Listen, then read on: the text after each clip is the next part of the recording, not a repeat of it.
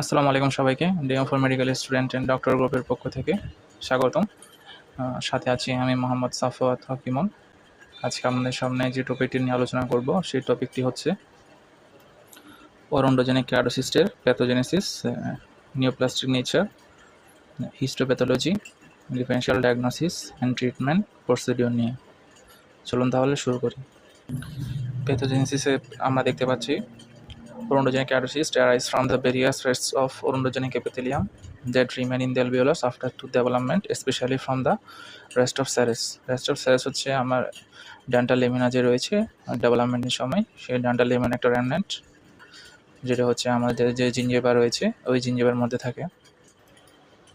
এরপর বলা হচ্ছে many orondogenic keratocysts are caused by mutation, deletion or inactivation of patched PTCS gene on chromosome tumour suppressor gene. অর্থাৎ বলা হচ্ছে আমার অরন্ডোজেনিক কেরাটোসিস্টের যে প্যাথোজেনেসিস রয়েছে ওই প্যাথোজেনেসিসের একটা বড় পজিটিভ ফ্যাক্টর হলো mutation or deletion or inactivation of gene, যে জিনের নামটা হচ্ছে পিটিসিএস জিন।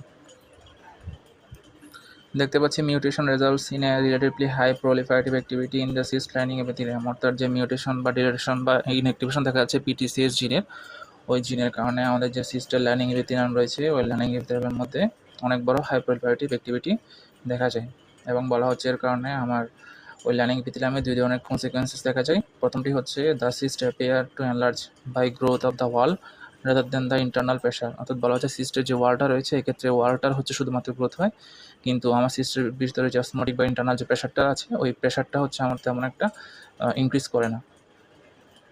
সেকেন্ডলি বলা হচ্ছে epithelial proliferation probably favors recurrence if small pieces of epithelium are left after incomplete removal। অর্থাৎ বলা হচ্ছে আমরা যখন ট্রিটমেন্ট প্রসিডিউরে গিয়ে আমরা হচ্ছে রিমুভাল অফ দ্য সিস্ট করব, যদি আমার এপিথেলিয়াম যে পলিফারেশন রয়েছে ওটা যদি কোনো ধরনের কোনো র্যামনেন্স বা পিসেস বা হচ্ছে কোনো ডেব্রিজ যদি থেকে যায় তাহলে ওটা থেকে আমার কী হতে পারে, রিকারেন্স হতে পারে। তাহলে দুইভাবে হচ্ছে আমার কি হয়, যে জেনেটিক যে মিউটেশন রয়েছে ওই মিউটেশনের কনসিকুয়েন্সেস আমরা দেখতে পাই। এরপরে বলা হচ্ছে extensions of the lining penetrate the wall to form a small daughter cyst. অর্থাৎ বলা হচ্ছে আমার যে লাইনিং রয়েছে ওই লাইনিংয়ের এক্সটেনশন দেখা যায়, যেটা হচ্ছে আমার বিভিন্ন ধরনের ডটার সিস্ট ডেভেলপ করে, সেই ডটার সিস্টগুলো এনলার্জ হয়ে আমার মাল্টিলোকুলার যে অ্যাপিয়ারেন্স আছে ওই অ্যাপিয়ারেন্সটা দেখায়।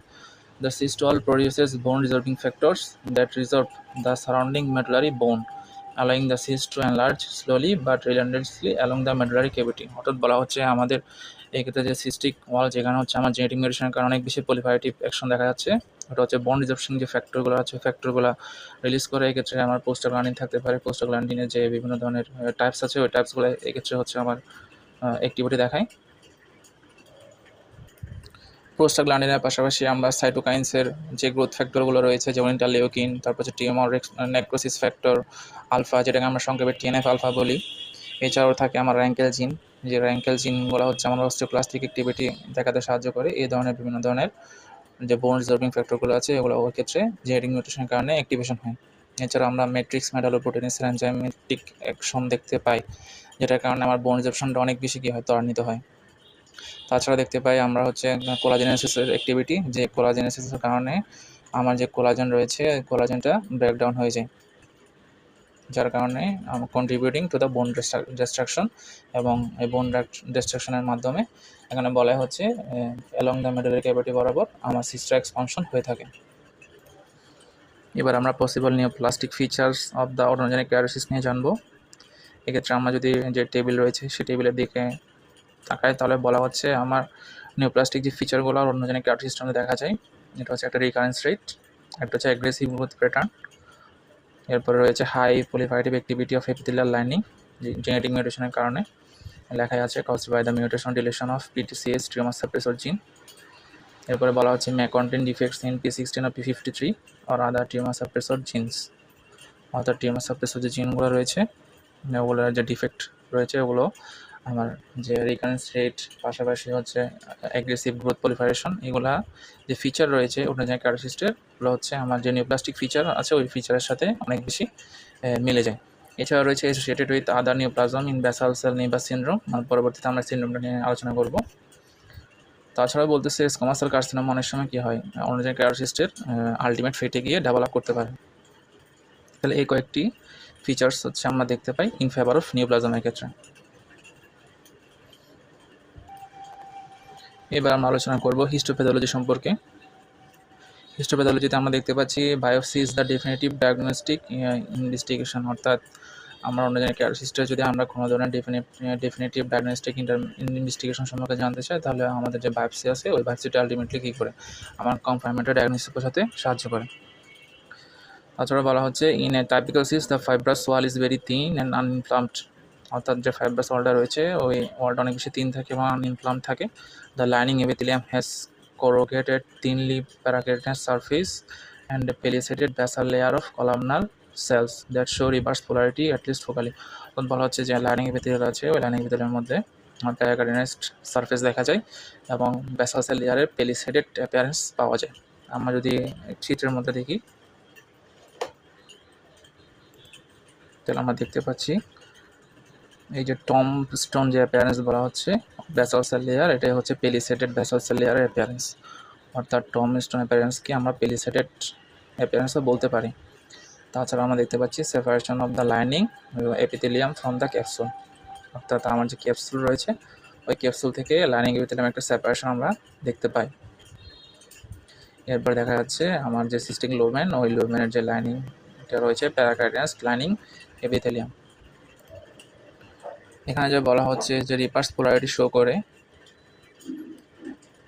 সেই রিভার্স পোলারিটি সম্পর্কে যদি আমরা একটু জানতে চাই তাহলে আমরা বলতে পারি আমাদের যে প্রথমত যে নর্মাল পোলারিটি রয়েছে ওই নর্মাল পোলারিটির মধ্যে আমার নিউক্লিয়াই হচ্ছে ওরিয়েন্টেড থাকে away from the basement membrane and towards the outer surface or lumen, অর্থাৎ নিউক্লিয়ার যে অ্যাপারেন্স নর্মাল পোলারিটিতে আমরা দেখতে পাই এটা হচ্ছে টুয়ার্ডস দ্য বেসমেন্ট মেমব্রেন অথবা হচ্ছে কি আমার আউটার সারফেস অর লুমেনের দিকে থাকে।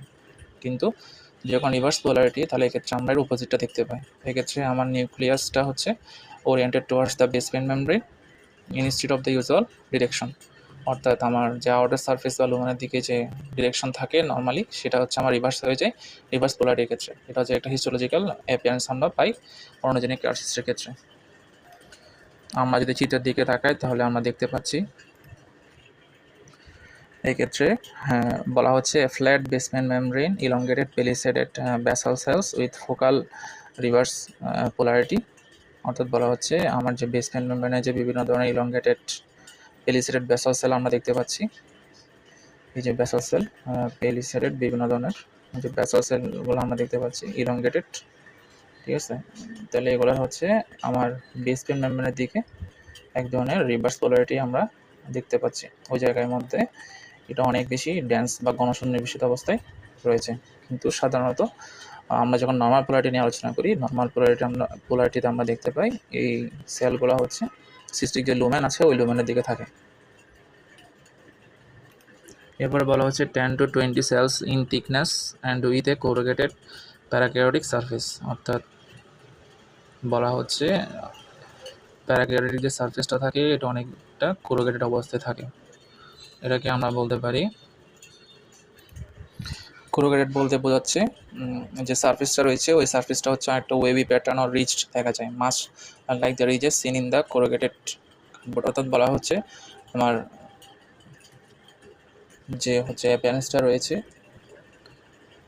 ব্যাসাল সেল লেয়ারের ওই অ্যাপিয়ারেন্সটা একটা হচ্ছে ওয়েভি প্যাটার্নসের মতো ওয়েভি প্যাটার্নস। হ্যাঁ, পাশাপাশি আমরা যে প্যারাক্যারিওটিক কেন বলতেছি কারণ হচ্ছে এখানে যে superficial cell of the epithelium রয়েছে ওই সেলগুলোর মধ্যে নিউক্লিয়াই থাকে, কিন্তু আমরা যদি অর্থোক্যারিওটিক নিয়ে আলোচনা করি বা বলতে চাই অর্থোক্যারিওটিকের মধ্যে আমার যে ক্যারাটিনাস সেল রয়েছে ওই সেলের মধ্যে আমরা হচ্ছে নিউক্লিয়ার দেখতে পাই না। এটা হচ্ছে কি difference between the parakeratotic and orthokeratotic appearance. এছাড়াও বলা হচ্ছে in the fibrous tissue of the wall there are usually scattered islands of odontogenic epithelium, this can form a small satellite or daughter cyst, অর্থাৎ বলা হচ্ছে আমার fibrous tissue of the ওয়ালে হচ্ছে scattered island দেখা যায় যে আইল্যান্ডগুলো হচ্ছে স্যাটেলাইট অর ডটার সিস্টের সমন্বয়ে গঠিত হয়, each of which will enlarge to become a satellite locule in the multilocular cyst, অর্থাৎ এই যে আমার মাল্টিলোকিউল ফর্মেশন করতেছে এগুলো কী কারণে হচ্ছে এই যে স্যাটেলাইট অর ডটার সিস্টের অ্যাপিয়ারেন্সের কারণে হচ্ছে। আমরা যদি এই চিত্রের দিকে তাকাই তাহলে দেখা যাচ্ছে এই যে আমার যে পার্পলিশ যে অ্যাপিয়ারেন্স দেখা যাচ্ছে ওই অ্যাপিয়ারেন্সটা হচ্ছে একটা ডটার সিস্ট, যেটি হচ্ছে আমার অন্যজনের ক্যাটার সিস্টের ভেতরে রয়েছে। লিখে আছে typical folded cyst outline with a satellite cyst lining the wall, অর্থাৎ একটা স্যাটেলাইট সিস্টের মাধ্যমে আমার হচ্ছে একটা ফোল্ডেড সিস্ট আউটলাইন দেখা যাচ্ছে। The fibrous tissue is uninflamed and তাই আছে। এবং আমরা যখন এই ডটার সিস্টের যে রেডিওলজিক্যাল অ্যাপিয়ারেন্স দেখতে পাবো তখন এটা হচ্ছে একটা লোকিউলার অ্যাপিয়ারেন্স দেখা যাবে। হিস্টোপ্যাথোলজিক্যাল ফিচারগুলো নিয়ে যদি একটু আলোচনা করতে চাই তাহলে দেখা যাচ্ছে 3 স্ট্রেটিফাইড স্কোমাস এপিথেলিয়াম লাইনিং আমরা দেখতে পাবো। এছাড়াও আমরা দেখতে পাবো lacks of rete ridges or pegs. Rete ridges or rete pegs বলতে আমরা বুঝি downward projection of the epithelial tissue into the underlying connective tissue, অর্থাৎ আমার এপিথেলিয়াল যে লাইনিং রয়েছে ওই লাইনের কিছু ডাউনওয়ার্ড প্রজেকশন আমরা দেখতে পাই, কিন্তু এই ক্ষেত্রে ওকেসির ক্ষেত্রে আমরা এটা দেখতে পাই না। এছাড়াও বলা হচ্ছে well defined basal cell layer having cuboidal or columnar cells arranged in palisaded fashion, অর্থাৎ আমরা যে বেসাল সেল লেয়ার রয়েছে ওই বেসাল সেল লেয়ারটা অনেক বেশি ওয়েল ডিফাইন্ড থাকবে, কিছুক্ষণ আগে আমরা দেখেছি, এবং ওখানে পেলিসেটেড ফ্যাশনে আমার বেসাল সেল লেয়ারগুলো অ্যারেঞ্জড থাকবে। এটিকে আমরা টম স্টোন অ্যাপিয়ারেন্সও বলতে পারি, পিকেট ফেন্স অ্যাপিয়ারেন্সও বলতে পারি। এই নামগুলো অনেক সময় এমসিকিউর জন্য ইম্পর্টেন্ট বা ভাবে জিজ্ঞেস করতে পারে। এছাড়া রয়েছে সারফেস কেরাটিনাইজেশন, যেটা হচ্ছে প্যারাকেরাটিনাইজড। এরপরে রয়েছে তিন cystic wall composed of fibres connective tissue which is usually undeveloped, অর্থাৎ আমার এখানে কোনো ধরনের ইনফ্লামেশনের কোনো সাইন থাকবে না কানেক্টিভ টিস্যু লেয়ারের মধ্যে। এরপর আমরা পড়েছি স্যাটেলাইট সিস্ট, ডটার সিস্ট আমার এখানে হচ্ছে ফর্মেশন হয়, যেগুলো পরবর্তীতে আমার লোকিউলার অ্যাপিয়ারেন্স দেখায়, যেগুলোতে আমার কি থাকে include cholesterol crystal and Ruston bodies. তাহলে কোলেস্ট্রল ক্রিস্টাল থাকতে পারে এবং রাস্টন বডিস থাকতে পারে। আমরা যদি রেডিওগ্রাফিক্যাল ডিফারেনশিয়াল ডায়াগনোসিস নিয়ে আলোচনা করি তাহলে প্রথমেই যে ডিফারেনশিয়াল ডায়াগনোসিসে সিস্টটি আসবে সেটা হচ্ছে ডেন্ড্রাইজারাস সিস্ট। এরপরে আছে আমাদের রেডিকুলার সিস্ট ও রেসিডুয়াল সিস্ট, তারপরে lateral periodontal cyst, primordial cyst and globulomaxillary cyst. অর্থাৎ এই ধরনের সিস্টিক অ্যাপিয়ারেন্সগুলো আমরা ওকেসির সাথে আমরা যখন রেডিওগ্রাফিক্যালি দেখবো অনেক ক্ষেত্রে সেম ক্যাটাগরি আমরা দেখতে পাই। পরবর্তীতে বায়োপসির মাধ্যমে আমরা কী করবো, কনফার্মেটরি ডায়াগনোসিসে যেতে পারবো। এবার আমরা ট্রিটমেন্ট প্রসিডিওর সম্পর্কে জানবো। তাহলে বলা হচ্ছে if the cyst is treated by simple enucleation because the diagnosis was not suspected preoperatively recurrence is likely. অর্থাৎ বলা হচ্ছে আমরা যদি সিম্পল ইনুক্লিয়েশন করি সিস্টের তাহলে রিকারেন্স হওয়ার চান্স অনেক বেশি। বলা হচ্ছে recurrence rate of more than 50%। Probably the major factor leading to recurrence is the difficulty in removing every trace of the epithelial lining. বলা হচ্ছে আমার রিকারেন্স এর একটা কি ফ্যাক্টর হচ্ছে আমার epithelial lining এর যে এভরি ট্রেস রয়েছে ওই ট্রেসগুলো রিমুভ করা অনেক বেশি difficult, which is friable and has a complex outline। অর্থাৎ যেহেতু আমরা এটা হচ্ছে মেডিয়ালি ক্যাভিটি বরাবর এক্সটেনশন করে এই জন্য আমার যে ডেব্রিস রয়েছে এগুলো কমপ্লিটলি রিমুভ করা এক্ষেত্রে সম্ভব হয় না। Any fragments may survive and grow because of their proliferative activity. এরপর বলা হচ্ছে when the cyst extends around a multi-rooted teeth this may have to be sacrificed to ensure complete removal। অর্থাৎ বলা হচ্ছে যখন মাল্টি-রুটেড টিথের আশেপাশে আমার যখন ওকিসির এক্সপেনশন হবে তখন অনেক সময় হচ্ছে আমার ওকিসির কমপ্লিট রিমুভালের জন্য ওই পজিটিভ যে টুথ রয়েছে ওই টুথ এক্সট্রাকশন করে ফেলতে হয়।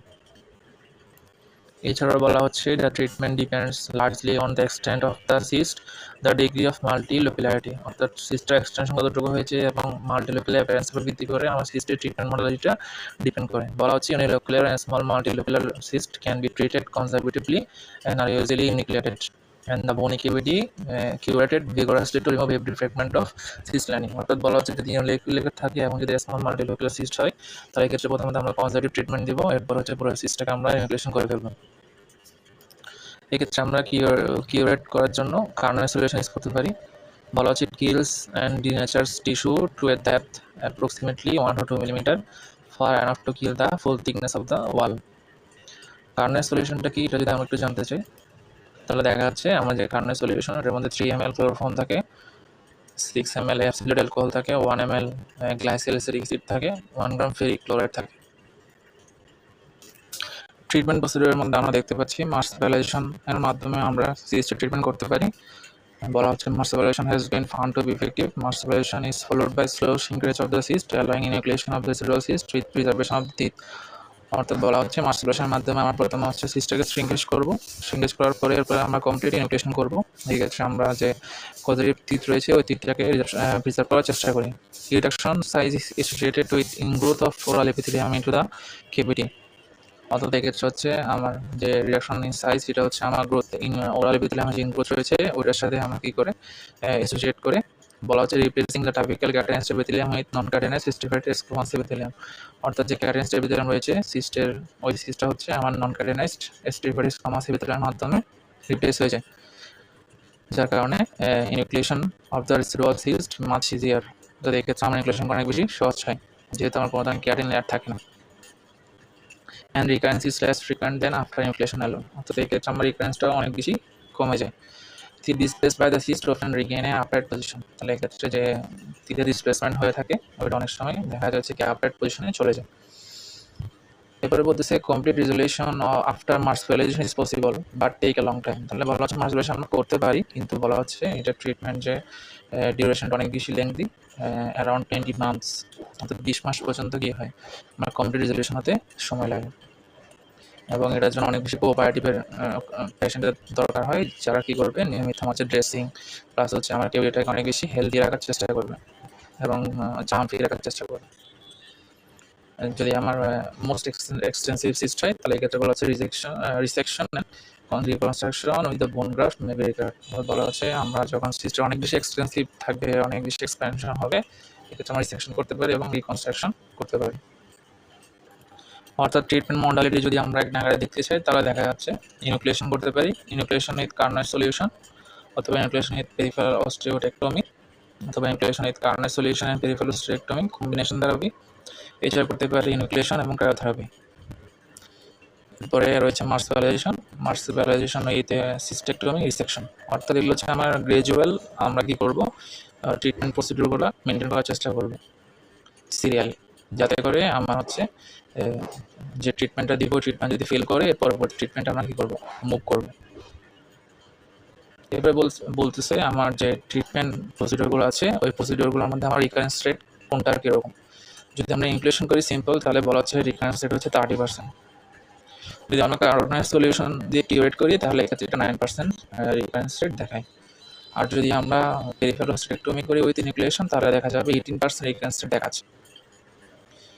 আর যদি আমরা কম্বিনেশন থেরাপি ইউজ করি যেমন হচ্ছে ইনক্লুশন কার্নার সলিউশন উইথ পেরিফেরাল অস্টিওটেক্টমি তাহলে এক্ষেত্রে সবচেয়ে যে রিকারেন্স রেট দেখাচ্ছে এটা হচ্ছে 8%। আর আমরা যখন পুরো সিস্টেম রিসেকশন করে ফেলি তাহলে এক্ষেত্রে কোনো ধরনের রিসেকশন রেট আমরা রিকারেন্স রেট আমরা দেখতে পাই না। তাহলে এক্ষেত্রে আমাদের যে প্রেফারেবল ট্রিটমেন্ট প্রসিডিউর এটা হলো inoculation with Carnoy's solution or inoculation with cardiac solution with peripheral osteotomy or marsupialization is followed by after complete resection. এবার আমরা যদি inoculation with Carnoy's solution and peripheral অস্টিওটেক্টমিটা নিয়ে আলোচনা করতে চাই তাহলে বলা হচ্ছে প্রথমে সিস্টেম ইনোকুলেশন করব, এরপরে আমরা যে ডিফেক্ট রয়েছে ওই ডিফেক্ট এরিয়াটাকে আমরা হচ্ছে স্যালাইন দিয়ে ইরিগেশন করবো। এরপরে বলা হচ্ছে pack it with Carnoy's solution and leave it for 3 minutes. অর্থাৎ এরপরে আমরা স্যালাইন দিয়ে ইরিগেশন করার পর ওই জায়গার মধ্যে কার্নার সলিউশন দিয়ে 3 মিনিট রেখে দেবো। এরপরে আবার কী করবো স্যালাইন দিয়ে ওয়াশ করবো। এরপরে আমরা পেরিফেরাল অস্টিওটেক্টমি প্রসিডিউরটা পারফর্ম করবো।